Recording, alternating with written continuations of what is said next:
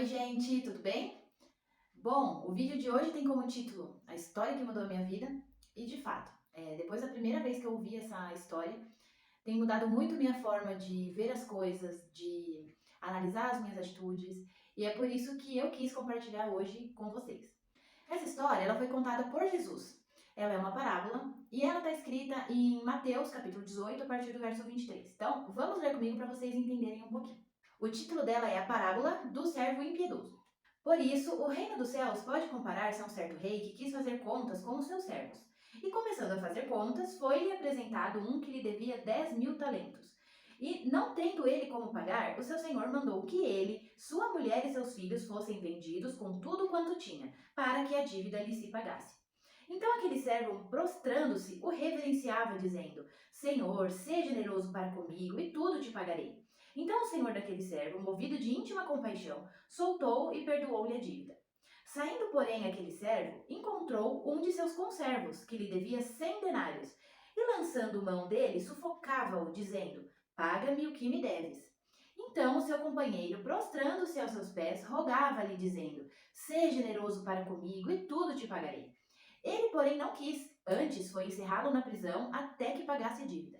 Vendo, pois, os seus conservos o que acontecia, contristaram-se muito e foram declarar ao seu senhor tudo o que se passara. Então o seu senhor, chamando-o à sua presença, disse-lhe: Servo malvado, perdoei-te toda aquela dívida porque me suplicaste. Não devias tu igualmente ter compaixão do teu companheiro, como eu também tive misericórdia de ti? E indignado, o seu senhor o entregou aos atormentadores até que pagasse tudo o que devia. Assim vos fará também meu Pai Celestial, se do coração não perdoardes cada um a seu irmão as suas ofensas. Bom, então resumindo a história e traduzindo algumas palavras que aparecem aqui, né? Tinha um rei que ele foi ver ali os servos que estavam devendo para ele, e tinha então esse servo que devia 10.000 talentos. O que era um talento naquela época, né? Um talento, ele representava aproximadamente 6.000 denários, e o denário era um dia de trabalho. Então, um talento eram 6.000 dias de trabalho. Então, esse servo, ele devia 10.000 talentos. A dívida dele era 60 milhões de denários, 60 milhões de dias de trabalho. Então, era uma dívida impagável. Até porque eu fiz as contas, 60 milhões de dias ia dar aproximadamente 165 mil anos. Então, não era possível, era realmente uma dívida impagável. E ali, ele implorou para que o Senhor perdoasse a dívida. E ainda ele dizia: Olha, tenha paciência comigo que eu vou pagar tudo. E o Senhor teve compaixão dele e perdoou aquela dívida. Só que saindo ali da presença, né, do seu senhor, do rei, ele encontrou um conservo dele. E esse conservo também devia para ele um dinheiro. E ele devia 100 denários, 100 dias de trabalho. Né? Ali em 4 meses ele já pagava a dívida. Uma dívida bem menor do que a que ele próprio tinha com o rei. Só que encontrando esse conservo, ele começou ali a sufocar e falar: Você precisa me pagar a sua dívida. E o conservo, da mesma forma que ele fez, também começou ali a implorar que ele perdoasse aquela dívida, mas não, ele mandou prender o conservo. Não, você vai para a prisão. E aí já traz uma reflexão, né? O que aconteceu para que esse homem não conseguisse perdoar a dívida do seu conservo da mesma forma que ele recebeu o perdão ali do seu senhor, né? Inclusive ali os amigos, né? Vendo o que estava acontecendo, foi lá, falou para o senhor: Olha, ele não perdoou a dívida do conservo dele. E aí sim esse senhor então mandou prender ele e falou: Olha, você só vai sair quando você me pagar. Por que você não perdoou ele igualmente eu te perdoei? Então vamos tentar entender o que aconteceu aqui. Bom, primeira coisa, esse servo, né, ele estava completamente louco, porque ele ia dizer pro senhor, né, olha, tem paciência comigo que eu vou te pagar tudo. Gente, era uma dívida impagável, impossível dele pagar, né, ainda mais naquela época. Se a gente pegar o salário mínimo hoje em dia, né, e ver o valor da diária e multiplicar por todos esses anos que eu falei, ia dar em torno de 4 bilhões de reais. Isso atualmente, imagina naquela época. Então, era uma dívida impagável. E qual a conclusão que a gente pode tirar? É que esse homem, ele não era louco. Na verdade, ele não sabia, ele não entendia, não reconhecia o tamanho da dívida que ele tinha. Você sabia que cada um de nós somos como esse servo? Nós temos também uma dívida que é impagável. Bom, que dívida é essa? Quando Deus criou o homem para que pudesse andar com ele, ele fez um único pedido: que o homem não comesse do fruto da árvore do bem e do mal. Porém, nós já conhecemos a história que o homem desobedece esse pedido de Deus, né? E ali vieram algumas consequências. E por que essas consequências chegam até nós? Porque o pecado de Adão e Eva foi contra um Deus eterno. Então, as consequências também são eternas. Toda a humanidade, depois dessa desobediência de Adão e Eva, passou a ter uma dívida com Deus. E é engraçado que, desde o momento que Adão e Eva pecaram, eles já perderam a capacidade de reconhecer o tamanho da dívida. Então, quando Deus foi falar com eles após eles terem comido do fruto, né? Eles estavam escondidos. E Deus perguntou por que cada um tinha se escondido. E ele disse que ficou com medo porque ele percebeu que ele estava nu. Então, Deus viu que o homem e a mulher tinham pecado. E quando Deus então pergunta: por acaso vocês comeram do fruto da árvore do bem e do mal? O homem fala assim: a mulher que tu me destes me fez comer o fruto. Então Adão ele já não reconheceu assim que ele errou, né? Ele quis colocar a culpa já na Eva. E aí Deus foi lá e perguntou para Eva: Eva, é verdade, né? Você comeu também do fruto? E daí ela falou assim: a serpente me enganou.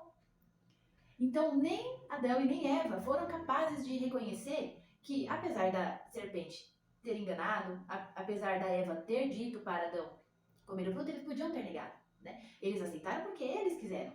Então eles não conseguiram já reconhecer, olha, o erro foi meu. E a partir desse momento, toda a humanidade começou a ter um problema de coração. E por conta desse problema de coração, que é um problema interno, muitas vezes a gente não consegue entender o tamanho da dívida que a gente tem. Muitos de nós achamos que ter maturidade na vida cristã, estar cada vez mais próximos de Deus, tem a ver com quão santo a gente é. Mas a verdade é que maturidade na vida cristã tem a ver com quanto a gente reconhece da nossa dívida. E uma forma legal de ilustrar isso para vocês é observando as próprias palavras de Paulo, que foi um apóstolo muito importante, escreveu muitas cartas aqui no Novo Testamento. Então, no começo do ministério dele, a gente encontra aqui na carta de Coríntios, no capítulo 15, no verso 9, ele fala assim: porque eu sou o menor dos apóstolos. Então ele estava dizendo que os apóstolos, né, aqueles que viram a Jesus de alguma forma, né, ele era o menor. Então ele estava reconhecendo ali a dívida dele, né, que ele era muito pequeno. Enfim, Paulo vai passando o tempo, né, com Deus, e uns 6 anos depois dele dizer que ele era o menor dos apóstolos, ele diz assim, Efésios 3, no verso 8, a mim, o menor de todos os santos, me foi dada esta graça de anunciar entre os gentios por meio do evangelho as riquezas incompreensíveis de Cristo. Então aqui ele diz que ele é o menor de todos os santos. Então ele está falando, olha, de todos os que creram em Jesus, eu sou o menor. Então, no início do ministério ele se chamava o menor dos apóstolos. 6 anos depois, o menor dos santos. Até que 8 anos depois a gente encontra essa declaração em 1 Timóteo, no capítulo 1, que Paulo diz aqui no verso 15. Esta é uma palavra fiel e digna de toda aceitação, que Cristo veio ao mundo para salvar os pecadores, dos quais eu sou o principal.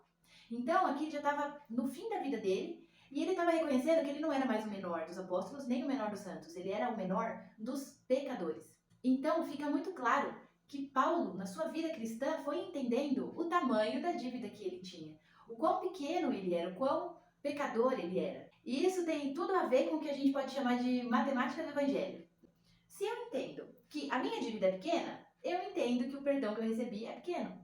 Mas se eu entendo que a minha dívida é enorme, eu entendo, proporcionalmente, que o perdão que eu recebi é enorme. Então a gente tem que tomar cuidado, porque não entender o tamanho da dívida que nós temos faz a gente agir como esse servo, né? Porque ele não entendeu o tamanho do perdão que ele recebeu, então ele também não conseguiu fazer para o seu próximo. E existe uma coisa que é uma tentativa humana de pagar essa dívida. E se nós não prestarmos muita atenção, a gente acaba caindo nessa cilada, é a ideia da religiosidade. Por quê? O que seria a religião? A religião acha, né, que é possível pagar a minha dívida com Deus, né, pagar os meus pecados, pagar as minhas transgressões. E isso é muito ruim porque a partir do momento que eu acredito que eu posso fazer algo para pagar a minha dívida, eu estou diminuindo o tamanho dessa dívida. E também diminuindo, consequentemente, lá na matemática do evangelho, né, que é proporcional, eu estou diminuindo também o perdão que eu recebi de Deus. Se eu acho que foi muito fácil para Deus me perdoar, porque eu sou uma pessoa muito boa, então o perdão foi pequeno, então o que eu tenho que pagar para ele? Talvez um culto por semana, ou então, eu sou uma pessoa boa, Deus também não tem muito que me perdoar, então eu vou doar algumas coisas, eu vou ajudar as pessoas, enfim. O que Jesus deixou bem claro com essa parábola é que a dívida é impagável e impossível de ser paga por qualquer comportamento, de qualquer forma. Tanto que nada conseguia pagar a nossa dívida com Deus. Nem mesmo um cordeiro, nem mesmo um anjo, nem mesmo uma oferta.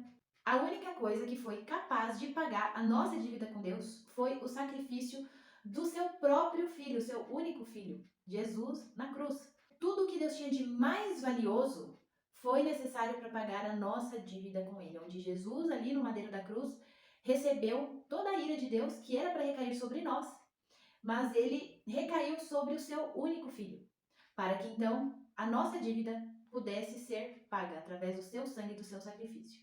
Então, é muito importante a gente entender que não tem como pagar essa dívida, principalmente com comportamentos, porque pensem, se fosse algo de comportamento, lá na igreja, né, a gente poderia dizer assim, ó, vamos adestrar todo mundo. Então, por exemplo, olha, quem cantar um louvor vai ganhar um chocolate. Agora, quem falar um palavrão vai levar uma chicotada. Então, o que todo mundo ia entender? Ah, louvor, bom, né? Palavrão, ruim. E assim ia moldando, né, todas as pessoas ali para fazer os comportamentos certos e não fazer os comportamentos errados. Só que com essa prática, nós poderíamos até deixar de ter alguns pecados. Só que o pecado continuaria existindo dentro de nós. Porque a Bíblia, ela diferencia aqui nas escrituras os pecados de o pecado. Então, quando a Bíblia fala os pecados, ela está se referindo aos frutos do pecado. Então, o que seriam os pecados? A mentira, o adultério, a fornicação, você matar alguém, você roubar, enfim, comportamentos, atitudes. Só que os pecados, eles são frutos de uma raiz que é o pecado. Que é o que eu já falei, a gente recebeu essa raiz a partir do momento que Adão e Eva pecou. E para o perdão do pecado que todos nós temos, não dá para adestrar, não dá para mudar comportamento. A única coisa que paga e que resolve esse problema de coração e tira, né, nos limpa da ira de Deus por nós termos no nosso coração essa raiz do pecado é o sacrifício de Jesus na cruz. Então, sobre tudo isso que a gente conversou até agora, existe uma palavra que tem que estar na nossa mente, que eu acho que é a primeira palavra que pode resumir o evangelho e essa história, que é reconheça a sua dívida. Então, se eu não reconheço, eu não consigo também entender o tamanho do perdão. Então, a primeira coisa é reconhecer quão pecadores nós somos, que nós não conseguimos resolver isso e que a nossa dívida é impagável. Diante disso, qual a segunda palavra que a gente pode dizer que seria uma atitude depois que eu reconheci, né, quão pecador eu sou? A segunda palavra é receba. Para nós é muito difícil receber algo de alguém sem querer pagar, né? Receber algo de graça, que foi o que Jesus fez. Ele nos perdoou, ele pagou a nossa dívida de graça. Essa é a graça que o Senhor Jesus trouxe a nós.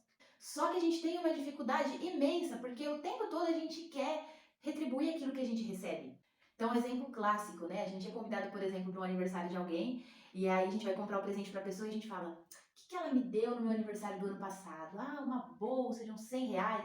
Então a gente já fica, tenho que dar um presente mais ou menos de uns 100 reais também. É aquela vontade de retribuir, né? Na mesma altura, enfim, de pagar aquilo que eu recebi. Se você sai com alguém e a pessoa fala, não, deixa que eu pago hoje a nossa dívida, a gente já fala em seguida, então a próxima eu pago. Pela nossa grande dificuldade de receber algo de graça. Só que Jesus diz, num momento aqui na palavra, que nós temos que ser como as crianças. Se a gente não for como um menino, nós não vamos receber o reino dos céus. E eu creio que ele estava dizendo nessa capacidade que a criança tem de receber as coisas de graça, né? Então, quando você dá um presente ali pro seu filho, pro seu sobrinho, em nenhum momento ele vai dizer, olha tia, pode deixar que quando eu crescer eu vou pagar por cada Hot Wheels, por cada boneca. Não, a criança simplesmente recebe e agradece e vai brincar, né? E vai usufruir daquilo que ela recebeu. Então, nós temos que pedir para que o Senhor nos dê essa capacidade de receber o perdão dele de graça. É difícil? É. Afinal de contas, né, a gente vive num sistema meritocrático. Então, por exemplo, para mim ter uma nota boa, eu preciso estudar. Para mim conseguir ter um bom salário, eu preciso trabalhar. Então a gente acha que com as coisas de Deus é da mesma forma. Só que o reino de Deus, até no começo do texto ele fala, o reino de Deus é semelhante, aí começa a contar a parábola. Então o reino de Deus é diferente do sistema que a gente vive aqui. A justiça de Deus é diferente da nossa justiça.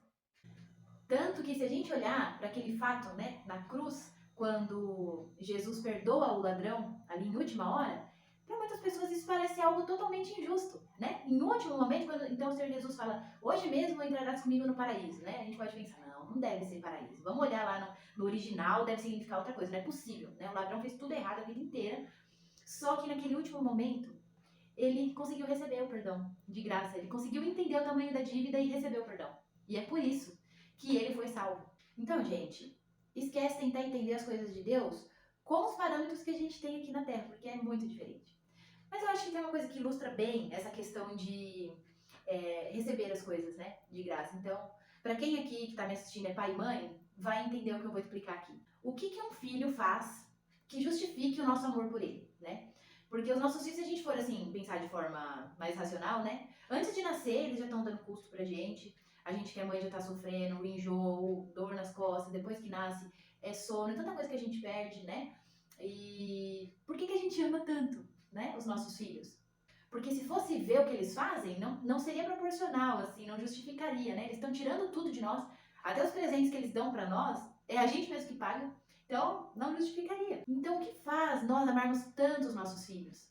É eles nos darem a oportunidade de amá-los.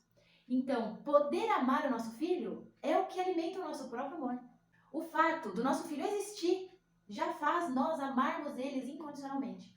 Então, dessa mesma forma, é o amor que Deus tem por nós. Mesmo a gente fazendo tanta coisa errada, Ele nos ama pelo simples fato de nós existirmos. E Ele não nos vê mais como um pecador, alguém que deve muito, uma dívida impagável para Ele. Porque o seu filho já pagou a nossa dívida na cruz. Então, quando Ele nos olha como um filho amado. A todos nós, independente dos nossos comportamentos. Tanto que tem aquela passagem conhecida na Bíblia onde diz assim: nada pode me separar do amor de Deus. E nada, gente, é nada. Então, se um comportamento meu conseguisse me separar do amor de Deus, já não seria verdade o que está escrito na Bíblia. Então a Bíblia diz: nada pode nos separar do amor de Deus. Então, eu peço que Deus nos dê capacidade, porque a gente não tem também, de receber esse amor e de receber esse perdão. Para que a gente possa, então, usufruir daquilo que Ele quer que a gente usufrua do seu amor, do seu cuidado e da sua graça. E aí sim, depois de nós reconhecermos o tamanho da nossa dívida, receber o perdão, aí nós vamos conseguir repetir, que foi o que esse homem não conseguiu. E dessa forma a gente consegue cumprir aquilo que Jesus disse quando os fariseus perguntaram para ele: Jesus, qual o principal mandamento da lei, né? O que é mais importante? E Jesus ali repete, né, aquela parte que está ali nos 10 mandamentos na lei de Moisés, que diz: o principal é amar a Deus sobre todas as coisas e amar o seu próximo como eu vos amei. Antes, na lei, dizia amar o seu próximo como a ti mesmo, porque até então era o padrão que eles tinham de amor. Mas Jesus veio e deu a vida por nós. Então ele diz que a gente tem que amar ao próximo como ele nos amou. Ele nos amou nos perdoando, né? Sem olhar as nossas transgressões. E é o convite que ele faz e que ele pede. Diz que é importante amar a Deus sobre todas as coisas, em primeiro lugar, e depois repetir: amar ao próximo como ele nos amou. E por que isso muda a nossa vida quando a gente entende? E é por isso que eu falei lá no começo que isso mudou a minha vida. Não que eu sou perfeita, tá? Porque como eu já disse para vocês alguns vídeos, eu estou em aprendizado, né? Mas quando a gente entende, Deus me perdoou de algo que eu não tinha perdão. Quem sou eu para dizer eu não perdoo a atitude do meu irmão? Eu não perdoo tal situação? Não. E isso é demais para mim. Então, se Jesus já nos perdoou, se o Pai, Deus já nos perdoou pelas nossas atitudes, quem sou eu para não perdoar o meu próximo igualmente? E aqui na parábola diz que aquele que não fizer igual vai ter as consequências. Aquele homem foi perdoado, mas ele acabou depois sendo preso e tendo que pagar. Aí sim ele teve que pagar a dívida dele, que a gente sabe que provavelmente ele morreu na prisão porque era impagável. Não porque ele tinha uma dívida, e sim sofreu as consequências porque ele não soube reconhecer o perdão, não soube receber e então não soube repetir. Então, gente, não vamos nos enganar pensando assim: ah, mas é tão fácil alguém me amar porque eu sou tão bom, mas aquela pessoa é muito difícil de amar porque ela olha, faz cada coisa. Então, a gente já não está reconhecendo, quando a gente pensa dessa forma, que não, eu não sou bom. Eu tenho a minha dívida impagável, é igual à dívida do meu irmão, do meu próximo. Então, achar que a gente é superior a alguém por causa de comportamentos que parecem ser lícitos, que parecem ser certos, que eu tenho e o outro não tem, me leva para um caminho totalmente contrário do que eu acho que eu estou indo. Eu acho que eu estou indo fazendo a vontade de Deus, agradando Ele, e na verdade eu estou completamente na contramão. Porque eu não estou enxergando a minha própria dívida, a minha própria situação de pecador, de alguém que não tem como resolver o seu problema com Deus, o seu problema de coração. Então, gente, a mensagem do Evangelho é maravilhosa, porque ela é capaz de nos salvar tanto da inferioridade como da superioridade, né? Então, eu não posso me achar menor do que ninguém, porque simplesmente o Criador de todas as coisas, ele me amou de tal forma que deu o seu filho pela minha vida. Mas também não posso achar que eu sou melhor, porque em relação à dívida, em relação a coração caído, todos nós somos iguais. Então, eu vou finalizando esse vídeo por aqui. Eu espero que vocês reflitam sobre essas 3 palavras, né? Reconhecer, receber e repetir. Que a gente possa, a partir, né, desse conhecimento que a gente teve hoje, das nossas atitudes, sempre olhar para a cruz e entender tanto nas atitudes comigo mesma, com Deus e com o próximo. Olhar para a cruz, olhar para o Evangelho e entender o que nós recebemos de graça, tá bom? Então, um beijo no coração de todo mundo e até o próximo vídeo.